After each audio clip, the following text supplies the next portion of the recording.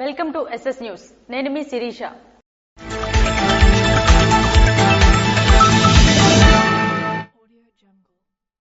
226 గంజాయి కేసులలో 7,378 కేజీల గంజాయిని డ్రగ్ డిపోజల్ కమిటీ ఆధ్వర్యంలో రేంజ్ డీఐజీ గోపీనాథ్ జెట్టి నిర్వీర్యం చేశారు.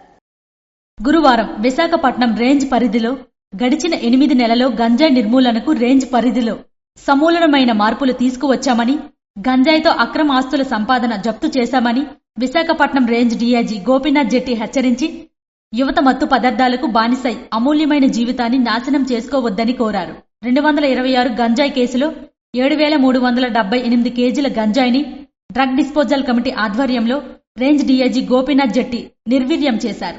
Andhra Pradesh director general of police Harish Kumar Gupta ఆదేశాల మేరకు శ్రీకాకుళం, విజయనగరం, పార్వతీపురం, మన్యం జిల్లాల పోలీసులు వివిధ కేసుల్లో స్వాధీనం చేసుకున్న గంజాయిని గురువారం శ్రీకాకుళం జిల్లా లావేరు మండలం పాత కుంకామ గ్రామం పరిధిలో ఉన్న రెయిన్బో ఇండస్ట్రీ వద్ద డ్రగ్ డిస్పోజల్ కమిటీ ఆధ్వర్యంలో రేంజ్ డీఐజీ గోపీనాథ్ జెట్టి, శ్రీకాకుళం జిల్లా ఎస్పీ కేవీ మహేశ్వర్ రెడ్డి, విజయనగరం జిల్లా ఎస్పీ వకల్ జిందాల్, పార్వతీపురం, మన్యం జిల్లా ఎస్పీ ఎస్వి మాధవ్ రెడ్డి వారు గంజాయి ధ్వంసం నిర్వీర్యం కార్యక్రమాన్ని నిర్వహించారు.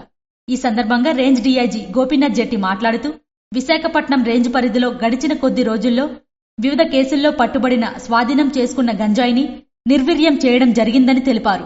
ఈరోజు శ్రీకాకుళం, విజయనగరం, పార్వతీ, మన్యం జిల్లాల్లో గత కొద్ది రోజులుగా సీజ్ చేయబడినటువంటి ఈ గాంజాయిని డిస్ట్రక్ట్ చేయడం కార్యక్రమం ఈరోజు ఇక్కడ పెట్టడం జరిగింది.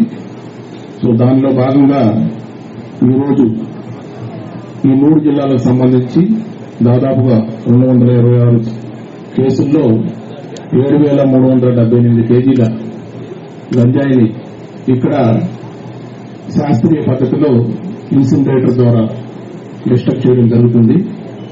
ఇందులో భాగంగా శ్రీకాకుళం, విజయనగరం, పార్వతీపురం, మన్యం జిల్లాలో మొత్తానికి 226 కేసుల్లో 7,378 కేజీల గంజాయిని శాస్త్రీయ పద్ధతిలో నిర్వీర్యం చేస్తున్నామని తెలిపారు.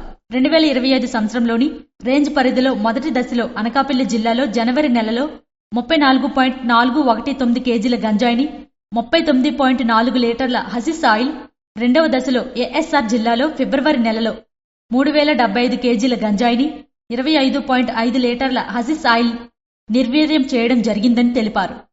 మూడవ దశలో నేడు శ్రీకాకుళంలో డిస్పోజల్ చేస్తున్నామని తెలిపారు. డ్రోన్ కెమెరాల నిఘా ఏర్పాటు చేసి 327 గ్రామాల్లో 90 ఎకరాలు గంజాయి సాగుని గుర్తించి నిర్వీర్యం చేయడం జరిగిందని, ఇలాంటి గంజాయి సాగుకి పాల్పడిన వారిపై చట్ట ప్రకారం కఠిన చర్యలు తీసుకుంటామని తెలిపారు. రాష్ట్ర ప్రభుత్వం ఇచ్చినటువంటి 100 రోజుల ప్రణాళికలో భాగంగా మొదటగా గంజాయి ఎక్కడైతే మనకి ఎక్కువగా పండిస్తారో ఏఎస్ఆర్ జిల్లాలో ఉన్నటువంటి 11 మండలాలు, దానికి బోర్డర్లో ఉన్నటువంటి ఒడిశా ప్రాంతాలు, ఆ ప్రాంతాల నుంచి గంజాయి మన ప్రాంతంలోకి ఎక్కువగా వస్తుంది. కాబట్టి ఈ బోర్డర్లో 24 చెక్ పోస్టులు ఏర్పాటు చేయడం జరిగింది.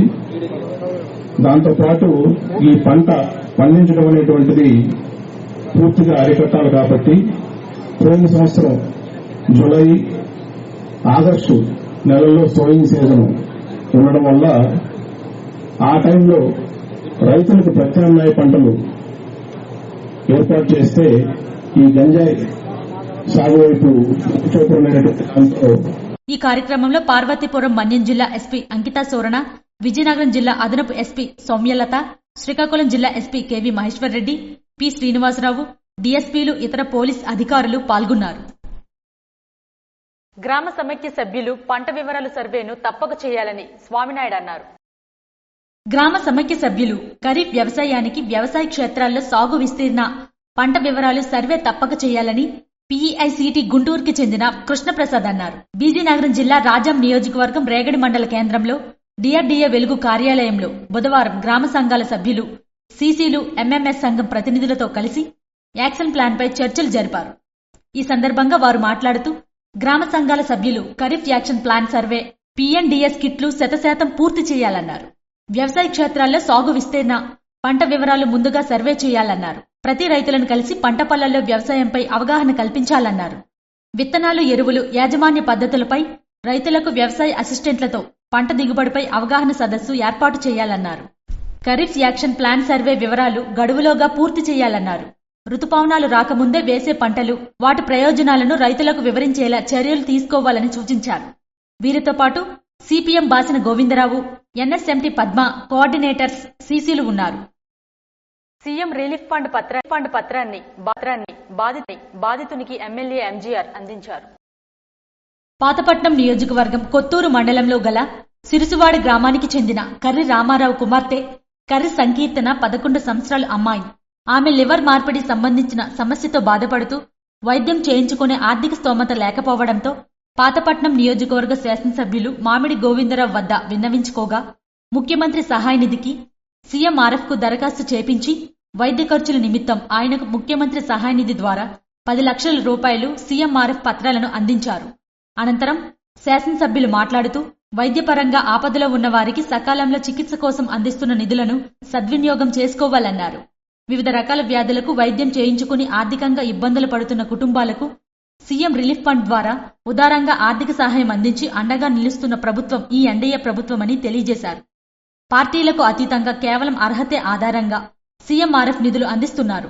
అలాగే ఈ నియోజకవర్గంలో గత పాలకులు ఏ రోజైనా సీఎం సహాయ నిధి కోసం ఒక్క దరఖాస్తు అయినా చేయించలేదని నియోజకవర్గ ప్రజలకు గుర్తు చేశారు. ఎలక్ట్రిఫికేషన్ మున్సిపల్ ఇంటి పన్నులు రెగ్యులర్ చేయాలని శాసనసభలో శ్రీకాకుళం ఎమ్మెల్యే గుండు శంకర్ విన్నవించారు.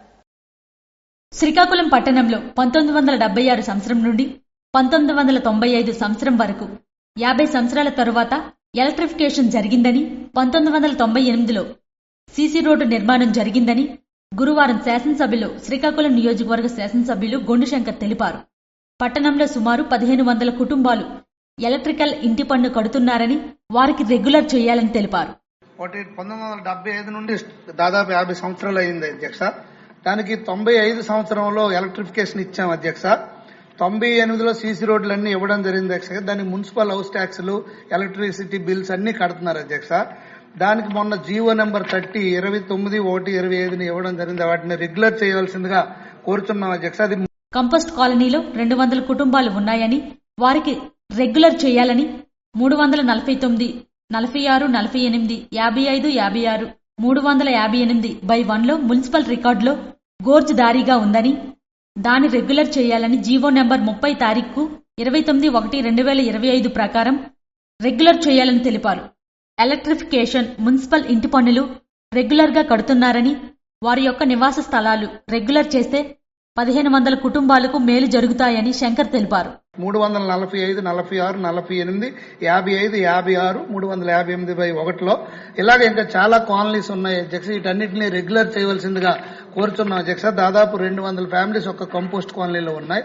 శ్రీకాకుళం మొత్తంలో 5-6 ప్లేసుల్లో ఇలా ఉన్నాయి అధ్యక్ష. దాన్ని రెగ్యులర్ చేస్తే దాదాపు 1500 ఫ్యామిలీస్ కి ఉపయోగపడుతుందని మీ ద్వారా గౌరవ రెవెన్యూ మంత్రి గారు తెలియజేస్తున్నారు. శాసనసభ సమయం వృధా చేయకుండా తక్కువ సమయంలో ఎక్కువ సమాచారాన్ని సభ ముందు ఉంచినందుకు గొండు శంకర్ను స్పీకర్ అభినందించారు.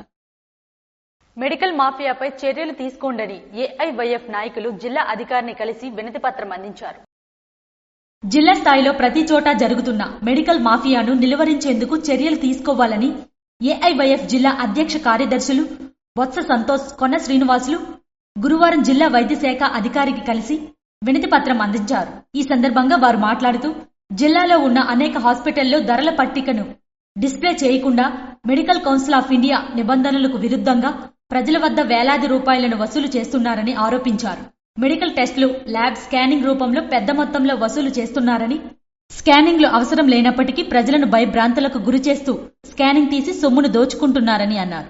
హాస్పిటల్ నుండి పేషెంట్లు డిశ్చార్జ్ అయిన తరువాత వారికి బిల్లు ఇచ్చే పరిస్థితి కూడా లేదని అన్నారు. కమిషన్లకు అలవాటు పడి ఫార్మా కంపెనీలు, మెడికల్ ఏజెన్సీలు బోగస్ మందులను విక్రయిస్తూ వ్యాపారాలను కొనసాగిస్తున్నారని దుయ్యబట్టారు. జిల్లాలో ఉన్న డాక్టర్లు సేవా దృక్పథాన్ని పక్కన పెట్టి వ్యాపార దృక్పథంతో పేద, మధ్యతరగతి, బలహీన వర్గాల ప్రజల అమాయకత్వాన్ని అలుసుగా తీసుకుని లక్షలాది రూపాయలు దండుకుంటున్న పరిస్థితి జిల్లా మొత్తం వ్యాపించిందని, జిల్లాలో కొన్ని హాస్పిటల్కు పర్మిషన్, ఫైర్ సేఫ్టీ లేకుండా యాజమాన్యం హాస్పిటళ్లను నడుపుతున్నాయని, అదేవిధంగా జిల్లాలో చాలా మంది ఆర్ఎంపీ డాక్టర్స్ పర్మిషన్ లేకుండా క్లినిక్లు ఏర్పాటు చేసుకున్నారని, వెంటనే వీరి ఆగడాలపై ప్రభుత్వ అధికారులు చర్యలు తీసుకోవాలని లేని పక్షంలో భవిష్యత్తులో ఏఐవైఎఫ్ గా అనేక పోరాట కార్యక్రమాలు నిర్వహిస్తామని వారు తెలిపారు. ఈ కార్యక్రమంలో ఏఐవైఎఫ్ నాయకులు R Aravind, T Madhu, G Vasanth, J Kumar తదితరులు పాల్గొన్నారు. నర్సన్నపేట నియోజకవర్గానికి సాగునీరు కల్పించే చర్యలు చేపట్టాలని శాసనసభ సమావేశంలో భగ్గు రమణమూర్తి విన్నవించారు. వంశధార ఎడమ కాలువ ఎక్కువ శాతం సాగునీరు అందించే ప్రాంతంగా గుర్తించబడింది. అయితే నర్సన్నపేట నియోజకవర్గంలో సుమారు ఆ ప్రాజెక్టు కింద 164 ఎకరాలు సాగు అయితే దాంట్లో సగభాగం నర్సన్నపేట నియోజకవర్గానికి వస్తుంది. 70,000 పైచిలుకలకు నర్సన్నపేట నియోజకవర్గంలోని సాగు అవుతుంది. ఈ వంశధార ఎడం కాలువలో ఎక్కువ శాతం సాగునీరు అందించే ప్రాంతం నర్సన్నపేట అధ్యక్ష. సుమారు ఆ ప్రాజెక్టు కింద 164,000 ఎకరాలు సాగు అయితే దాంట్లో సగభాగం నర్సన్నపేట నియోజకవర్గంలో ఉంది అధ్యక్ష. 70,000 పైచిలకు మా నర్సన్నపేట నియోజకవర్గంలో సాగు అవుతుంది అధ్యక్ష. ఈ ప్రాజెక్టు నిర్మాణం చేపట్టి సుమారు 75 సంవత్సరాలు అయిపోయింది అధ్యక్ష. మోడరైజేషన్ చేయకపోవడం వల్ల సాగునీరు అందడం లేదు అధ్యక్ష. చివరి ప్రాంతమైన పలాస, టెక్కలకి నీరు అందడం లేదు. అలాగని మాకు వర్షాలు వస్తే ముంపు, అంటే వరదలు వస్తే ముంపుకు గురి అవుతున్నాం. సాగునీరు వచ్చినప్పటికీ మాకు అందడం లేదు అధ్యక్ష. దానికి కారణం ఏంటంటే మోడరైజేషన్ జరగకపోవడం వల్ల. ఈ ప్రాజెక్టు చేపట్టి సుమారు 75 సంవత్సరాలు పైచిలుకలు అయ్యింది. మోడలైజేషన్ చేయకపోవడం వలన సాగునీరు అందడం లేదని, అధిక వర్షం పడినచో పంట ముంపుకి గురవుతుందని, సాగు చేసే టైంలో నీరు అందక రైతులు ఇబ్బందులకు గురవుతున్నారు. గత 5 సంవత్సరాలు ప్రభుత్వం ప్రాజెక్టును గాలికి వదిలేయడంతో రైతులు ఇబ్బందులకు గురయ్యారు. ఈ 146,000 ఎకరాలు సాగు అవ్వాలంటే వంశధార సాగునీరు మాకు వస్తేనే సాగు అవుతుందని తెలిపారు. కావున నర్సన్నపేట నియోజకవర్గానికి సాగునీరు కల్పించే చర్యలు చేపడతారని భగ్గు రమణమూర్తి శాసనసభలో ప్రభుత్వాన్ని కోరారు. ఇవాళ షట్టర్స్ కు సంబంధించిన కొంత మెటీరియల్ ఉంది, అది కలిపి తుప్పు పట్టిపోతుంది. దాని మీద కలిపి చర్య తీసుకోవాలి అధ్యక్ష. ఇదే పరిస్థితి ఉంటే మేము గ్రామాల్లో కలిపి తిరిగే పరిస్థితి లేదు అధ్యక్ష. ఈ ఏడాది అంటే మోడరైజేషన్ కొంత టైం తీసుకున్నా ఈ ఏడాది మెయింటెనెన్స్ కి ఏదైతే షట్టర్స్ బిగించడం గానీ లేకపోతే సిల్ట్ తీయడానికి గానీ ప్రాధాన్యత ఇవ్వాల్సిందిగా మీ ద్వారా మంత్రి గారు కోరుతున్నాను అధ్యక్ష. ఎచ్చెర్ల పోలీస్ స్టేషన్లో నమోదు కాబడిన హత్య నేరానికి సంబంధించిన ముద్దాయిని అరెస్టు చేసినట్లు జేఆర్పురం సర్కిల్ ఇన్స్పెక్టర్ ఎం అవతారం తెలిపారు. మార్చి 17వ తేదీన ఎచ్చెర్ల పోలీస్ స్టేషన్ పరిధిలోని ఎస్ఎస్ఆర్ పురం గ్రామంలో జరిగిన హత్య నేరంపై అందిన ఫిర్యాదుపై మార్చి 18వ తేదీన ఎచ్చెర్ల పోలీస్ స్టేషన్లో నమోదు కాబడిన క్రైమ్ నెంబర్ 72/2025 హత్య నేరానికి సంబంధించిన ముద్దాయిని అరెస్టు చేసి రిమాండ్కు తరలించినట్లు బుధవారం ఎచ్చెర్ల పోలీస్ స్టేషన్లో నిర్వహించిన పత్రికా సమావేశంలో జేఆర్పురం సర్కిల్ ఇన్స్పెక్టర్ ఎం అవతారం కేసు వివరాలు వెల్లడించారు. భార్య అయినటువంటి నాగమ్మ సుమారు 27 సంవత్సరాలు వివాహం అయినట్టు వారిద్దరికి ఇద్దరు పిల్లలు ఉన్నారు. కొడుకు వైజాగ్ లో టాపిక్ పని చేస్తున్నారు. కుమార్ వివాహం అయిన 4 సంవత్సరాలకి ఇద్దరు కూడా వైజాగ్ ఉన్నారు. అప్పారెడ్డికి భార్య పైన కొనుమానం చీఫ్కి మాటికి కూడా గొడవ పడుతుండేవారు. ఏదైతే ఇన్సిడెంట్ జరిగిందో 17వ తేదీన భార్య ఈయన కలిపి అక్కడ చెట్టు నాకడానికి కొవ్వాడ వెళ్ళి తిరిగి రాత్రి 7:30 రావడం జరిగింది. ఇద్దరు ఫోన్ చేసిన తర్వాత మరో రూమ్ పెట్టడం జరిగింది. 9 టీవీ చూసిన తర్వాత మరో ఇంకో ప్లేస్ లో ఉంటుంది, ఇంకో దగ్గర వెళ్ళిపోవడం జరిగింది. ఈయన ఆగిస్తున్నాడు, దగ్గరికి రమ్మని శారీరకంగా అడిగారు. తను డినై చేసింది, ఇప్పుడేమి సమయం కాదని. నేను పాపం సభ్యులకు అనుమానంతో ఉన్నాడు, అధికారం సరిగ్గా నా దగ్గర రావట్లేదు అని అనుమానంతో ఏదైతే ఈ పూలకు ఉపయోగిస్తుంటారో కొంత తీసుకుని ఆవిడ విచక్షణ కోల్పోయి దారుణంగా నరికివేసి చంపివేయడం జరిగింది. ఇవి ఈనాటి వార్తలు. మరిన్ని వార్తలతో మళ్ళీ కలుద్దాం. చూస్తూనే ఉండండి SS న్యూస్.